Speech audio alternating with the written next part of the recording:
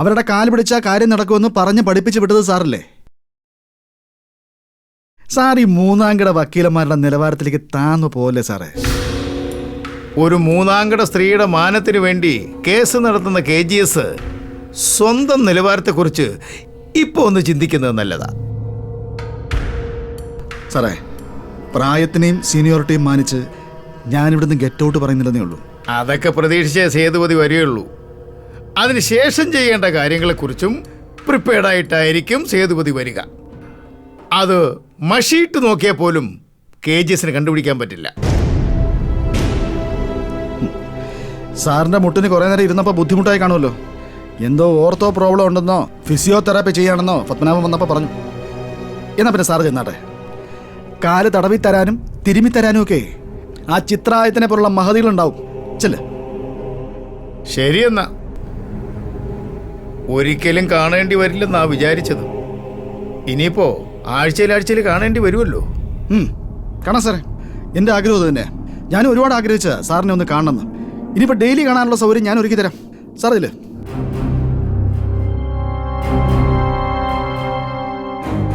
അപ്പോ ശരിയെന്നാ.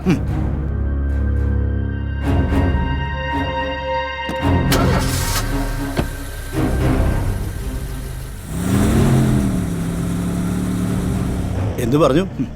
വന്നു, ചോദിച്ചു, കിട്ടാനുള്ളത് വാങ്ങിച്ചു, പോയി. ഗതി കേട്ടാ പുലി പുല്ലും തിന്നും പത്മനാഭ.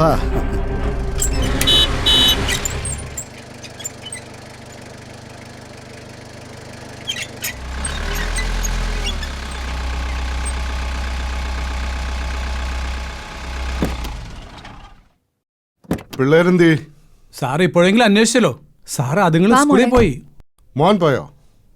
സാർ ഇതൊന്നും അറിയുന്നില്ലല്ലോ. മോനെ ഇന്ന് സ്കൂളിൽ കൊണ്ടു ചെല്ലാന്ന് പറഞ്ഞതല്ലേ? മണി 4:30 ഞാൻ അവനെ പോയി വിളിച്ചിട്ട് പോയിട്ട് വാ. അനേ, അലക്സേ, വാ, രണ്ടുപേരും അകത്തിട്ട് വാ. ബേബിച്ചാ, ഇവർക്ക് ആ റൂമൊക്കെ ഒന്ന് പറഞ്ഞു കൊടുക്ക്. താനി ഞാൻ പിടിക്കാം. ചെല്ലുവോളെ. വാ ആനി. അലക്സേ വാടാ. ആ, കേറ്.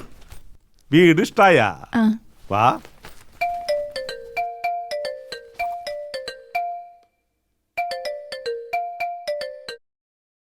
ആ ചിത്രേച്ചി,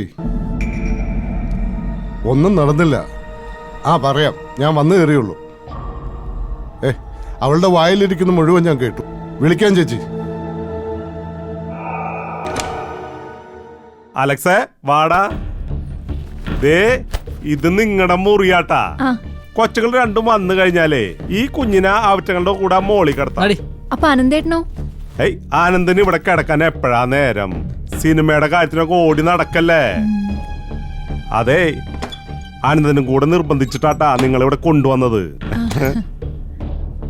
അലക്സേ, ഓ നീ ആ വണ്ടി ഒന്നിങ്ങോട്ട് തിരിച്ചിട്ടേ. ഇനിയിപ്പൊ വലിയ വണ്ടിയൊക്കെ ഓടിക്കേണ്ടതല്ലേ? അച്ചായ ജീപ്പ് ഓടിച്ച ശീലേ ഉള്ളുവേ.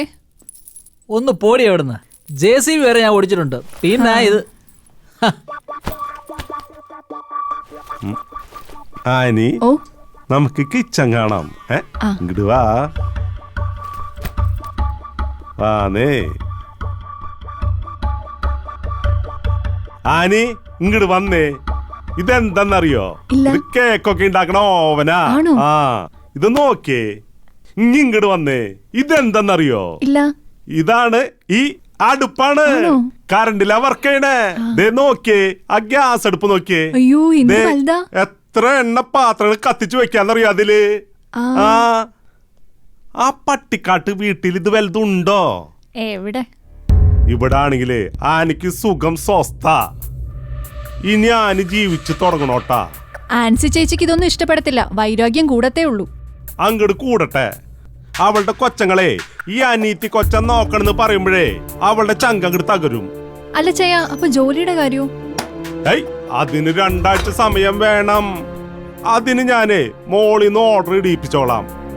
അവിടെ ചെന്നിട്ട് റിലീവ് ലെറ്റർ കൊടുത്തിട്ട് എല്ലാം വാരിക്കെട്ടി ഇങ്ങിടാ പോരണം. അത്രേ ഉള്ളൂ.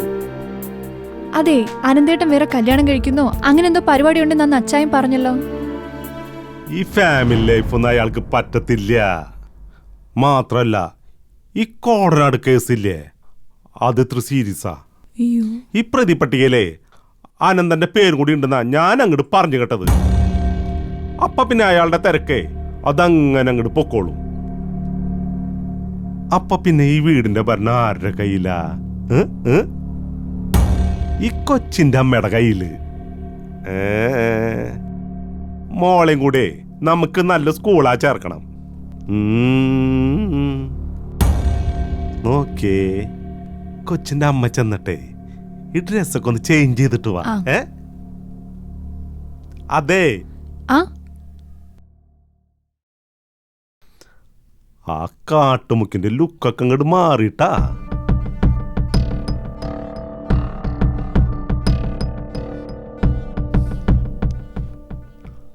ആളങ്ങോട്ട് മോഡേണായി. മോഡലിങ് വിട്ടുകളയണ്ടാട്ടാ. അത് മനസ്സിൽ കണ്ട ഞാൻ ഈ മുടിയൊക്കെ ചുരുട്ടിയത്.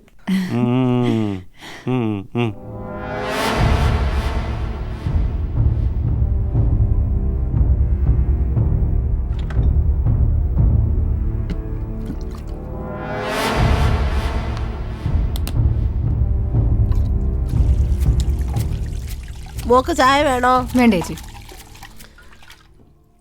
ചെറുതായിട്ട് അരിയണേ മോളെ. ആ പയറങ്ങ് വെന്ത് പോയി. കുഞ്ഞാട്ട് അരിഞ്ഞില്ലേ അത് വേവത്തില്ല, കല്ലുകൊത്തനാവും.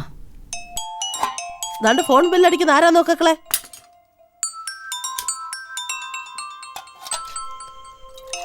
ആരാ മോളെ? ആനിയ. എടുക്ക്. ഹലോ. അതെ, അല്ലൂനും ആമിക്കൊക്കെ ഇപ്പോഴാ സന്തോഷായത്. ഇനി അവർക്ക് അവരുടെ കുഞ്ഞമ്മ മതി. നീ എവിടാ? ചേച്ചിക്ക് പിള്ളേരെ വേണ്ടെങ്കിലേ എനിക്ക് വേണം അനന്തേട്ടന് കുഞ്ഞുങ്ങളെ. അതിനാ എന്നെ ഇവിടെ കൊണ്ടുവന്നിരിക്കുന്നത്. അല്ലു ഉണ്ടോ അവിടെ? നീ ഒന്ന് ഫോൺ മോൻ്റെ കൊടുത്തേ. വൈകുന്നേരത്തെ ടിഫിൻ കൊടുത്തേ ഇരുത്തിയിരിക്കുക. വരട്ടിയാലേ ശരിയാവത്തുള്ളൂ. 2 എണ്ണം ഉഴപ്പാ. ഹനി, നീ എൻ്റെ മക്കളെ ഒന്നും പറഞ്ഞു പഠിപ്പിക്കണ്ട. അവരെല്ലാം കണ്ടു തന്നെ വളർന്നത്. ഇനി ഇതിലെ സൗകര്യം ഉണ്ടാക്കി കൊടുത്താൽ അത്രയും ഉപകാരം. പിന്നെ എന്ത് സൗകര്യം ഉണ്ടാക്കി കൊടുത്തത്? തെക്ക് വടക്ക് നടക്കുമല്ലായിരുന്നോ 2 എണ്ണത്തിനെയും കൊണ്ട്. മൂത്തവനെ തള്ളിയിട്ട് കാലൊടിച്ചു. 2ന്റെ 1 വർഷത്തെ വിദ്യാഭ്യാസവും പോയി. കേസും പുകയിലും പോലീസ് സ്റ്റേഷനും കോടതിയും. അതുങ്ങൾക്ക് ഇപ്പോഴത്തെ സന്തോഷം എന്താണെന്നറിയോ? അന്നേം കൂടെ വന്നേ പിന്നെ പിള്ളേർക്ക് എന്ത് വേണം? മോളെ കൂടെ അവരുടെ സ്കൂളിൽ ചേർക്കാൻ പോവാ ഞാൻ. പിന്നെ കൊച്ചാപ്പൻ അവിടെ അടുത്തുണ്ടെങ്കിൽ ഒന്ന് പറഞ്ഞേക്കണം, ജീപ്പിന്റെ കീ എടുത്ത് സ്റ്റാർട്ട് ചെയ്യില്ലെന്ന്. ഞങ്ങളത് വില പറഞ്ഞിട്ടേക്കുവാ. അലക്സച്ചയും സിനിമയുടെ കമ്പനിയിലെ വലിയ കാറൊക്കെ ഓട്ടിക്കാനാ പോകുന്നത്. വലിയ വണ്ടിയാ, ബെൻസൊക്കെയാ. Hello hello. ഓ, കട്ട് ചെയ്തു.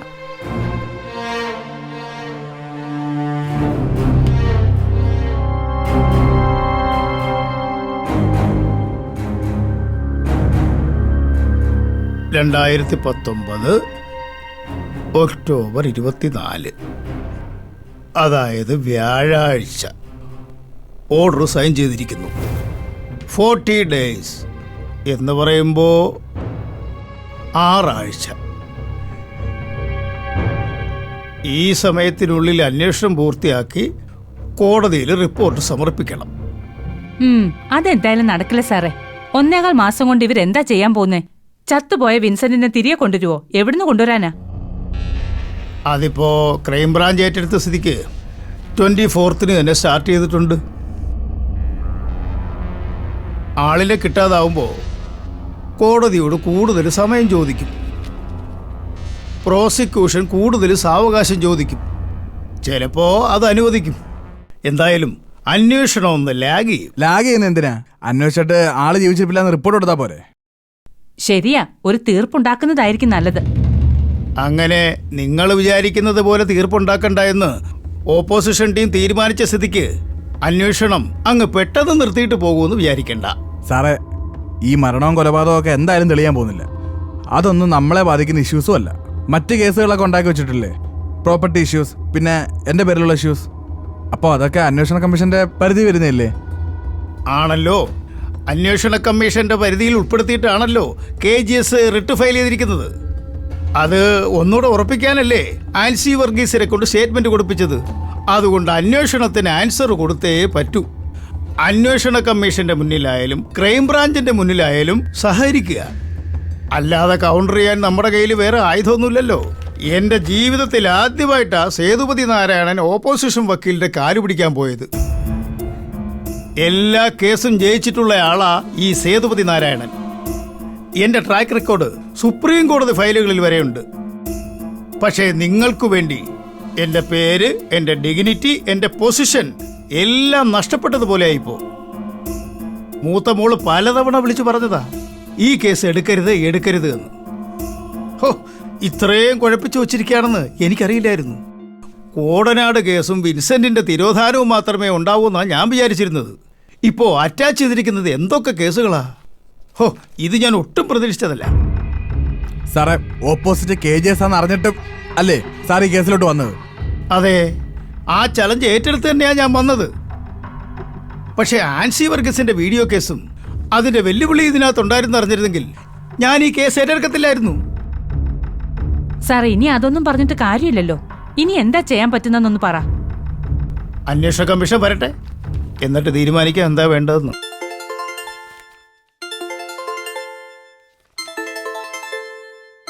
പരിചയമില്ലാത്ത നമ്പറാണല്ലോ, ലാൻഡ് ഫോണിൽ നിന്നാ. ആ വണ്ടി നന്നാക്കാൻ പറഞ്ഞിട്ടില്ല, അവരെങ്ങാനും ആയിരിക്കും. ആ ഹലോ, എന്തായി തീർന്നോ? തീർന്നില്ല, തുടങ്ങിയതേ ഉള്ളൂ. വണ്ടി ഇന്നലെ വൈകുന്നേരം ഏൽപ്പിച്ചല്ലേ, ഇതുവരെ തീർന്നില്ലേ? അങ്ങനെ പെട്ടെന്ന് തീരുന്ന കേസല്ലല്ലോ. എഞ്ചിൻ ഓയിൽ മാറ്റാൻ പിന്നെ എത്ര നേരം വേണം? ഇത് എഞ്ചിൻ ഓയിൽ മാത്രമല്ല, എഞ്ചിൻ തന്നെ മാറ്റേണ്ടതാ. എഞ്ചിൻ മാറ്റാനോ? ആര് പറഞ്ഞിട്ട്? ഇത് പുതിയ വണ്ടി, പുതിയ എഞ്ചിൻ. ചുമ്മാ ഒരുപാട് ഓടിയ കേസല്ലേ, ക്രൈംബ്രാഞ്ച് അന്വേഷിക്കുമ്പോ എഞ്ചിൻ തന്നെ മാറ്റേണ്ടി വരും. ക്രൈംബ്രാഞ്ചോ? എഞ്ചിൻ മാറ്റാൻ ക്രൈംബ്രാഞ്ച് എന്തിനാ? കോമഡി അടിക്കാതെ വണ്ടിയും കൊണ്ടുവാ. നാളെ എറണാകുളത്ത് ഓട്ടം ഉള്ളതാ കേട്ടോ. പിന്നെ ഇനി എങ്ങോട്ട് ഓടണമെങ്കിലും ഞങ്ങളോട് പറയണം.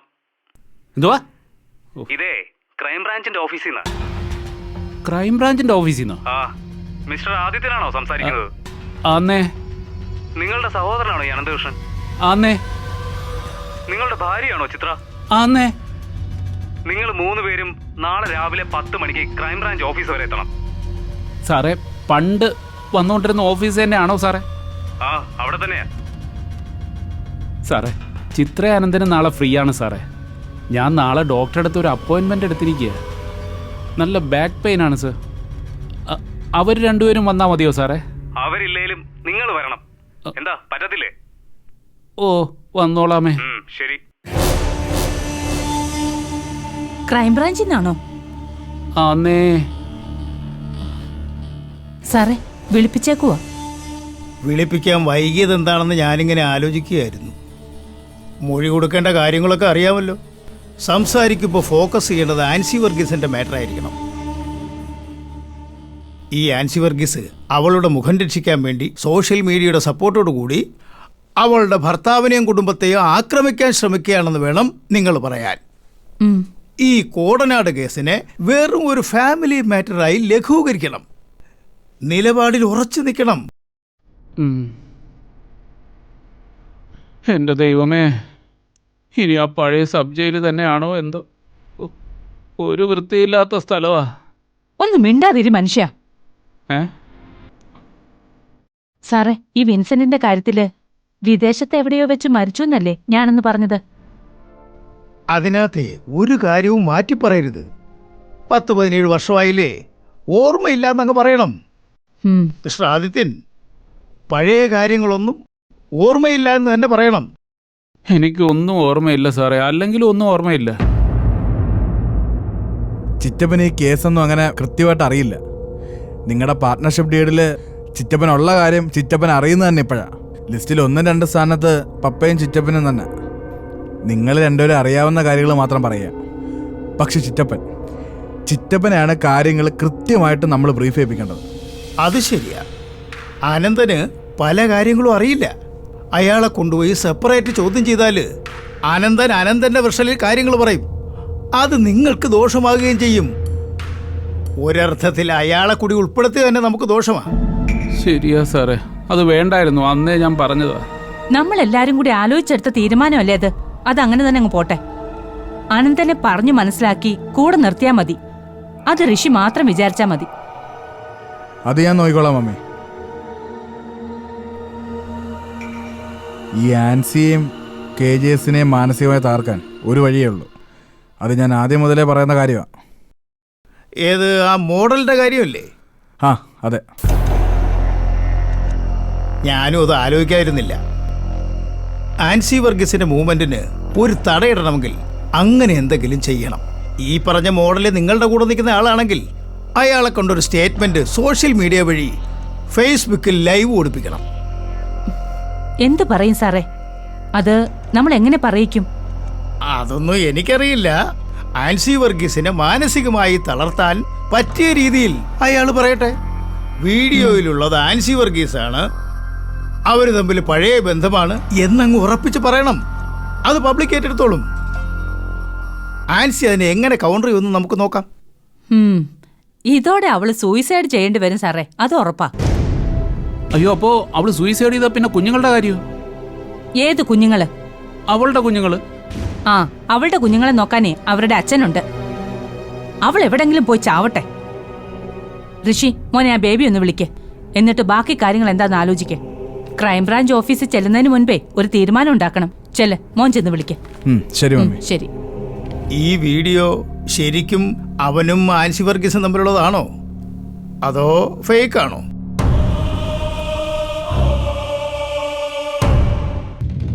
ഈ വീഡിയോ ശരിക്കും അവനും ആൻസി വർഗീസും തമ്മിലുള്ളതാണോ അതോ ഫേക്ക് ആണോ? അത് നമ്മുടെ മരുമോനാ. നിങ്ങളൊന്നും മിണ്ടാതിരിക്കുവോ? ഞാൻ പറയാം, അത് ഒറിജിനൽ തന്നെയാ സാറേ. അവളെ പലരുടെ കൂടെയും കറങ്ങി നടക്കുന്നവളാ. അനന്തൻ അവളെ പല ഹോട്ടലിൽ നിന്നും പിടിച്ചിട്ടുണ്ട്. ഈ കണ്ടതല്ലാതെ വേറെയും വീഡിയോ ഇറങ്ങിയിട്ടുണ്ടെന്നാ പറയുന്നേ. അയ്യോടി അയ്യോടി, ഞാൻ ഒരെണ്ണമേ കണ്ടിട്ടുള്ളൂ. ഒന്ന് മിണ്ടാതിരിക്കോ?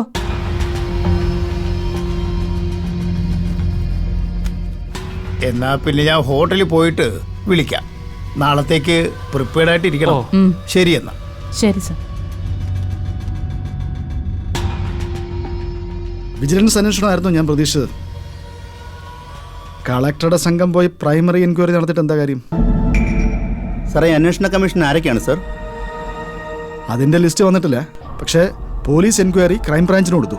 SP തരകൻ ജോസ്. അതെന്തായാലും നന്നായി സർ. പിന്നെ താഴെ DYSP അശോകനാ. അന്വേഷണ സംഘത്തെ തീരുമാനിച്ചിട്ടേ ഉള്ളൂ. എന്തായാലും നോക്കാം. സാർ, 1.5 മാസം സമയമല്ലേ കൊടുത്തിരിക്കുന്നേ? അതിനു മുമ്പ് വിൻസെന്റിനെ കണ്ടുപിടിച്ച് റിപ്പോർട്ട് കൊടുക്കാൻ പറ്റുമോ? പോലീസ് അന്വേഷിച്ചോട്ടെ, പക്ഷേ പാരലായിട്ട് നമ്മുടെ ഒരു മൂവ്മെന്റ് ഉണ്ടാവണം. രാജ്മോഹൻ കുറച്ച് ഡീറ്റെയിൽസ് കളക്ട് ചെയ്തിട്ടുണ്ട്.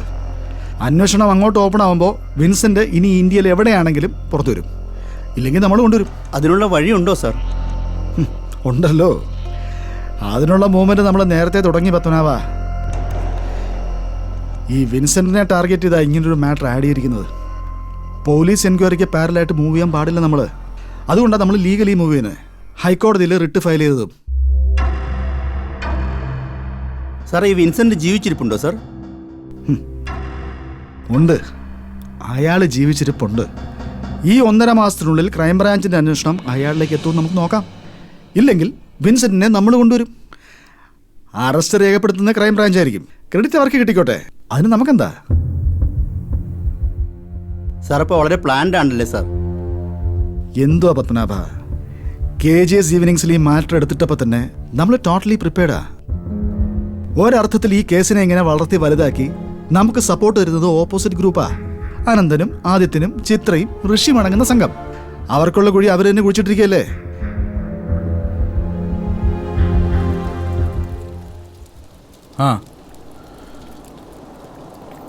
വേറെ പ്രശ്നമൊന്നുമില്ല. അതൊന്നും കുഴപ്പമില്ല. ശരി, ഞാൻ വിളിക്കാം.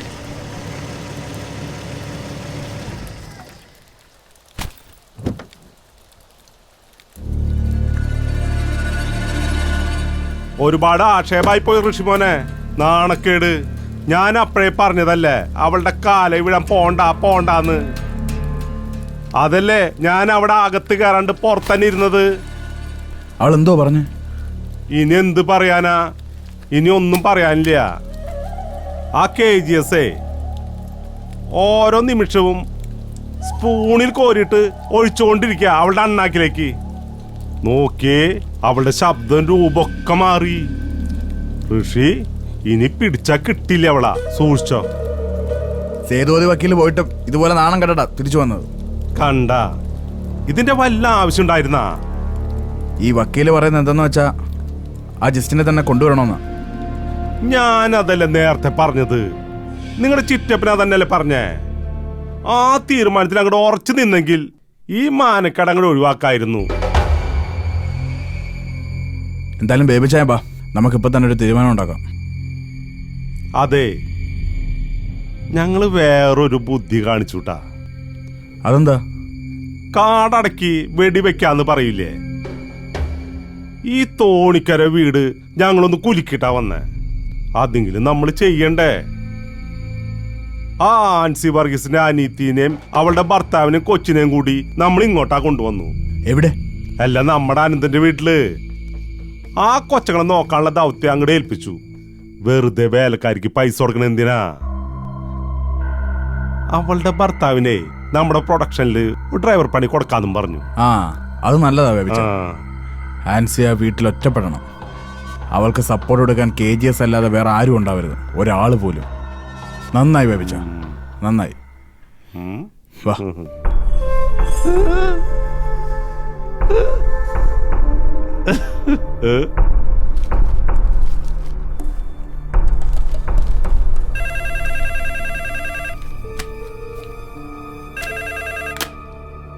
ഹലോ. ഹലോ, ആരാ? ഞാൻ രമേശ. മീഡിയ രമേശാണോ? ആ, അതെ. ആ, എന്താ? ഫേസ്ബുക്കിലോ? ഇല്ല, കണ്ടില്ല. എന്താ മാറ്റർ?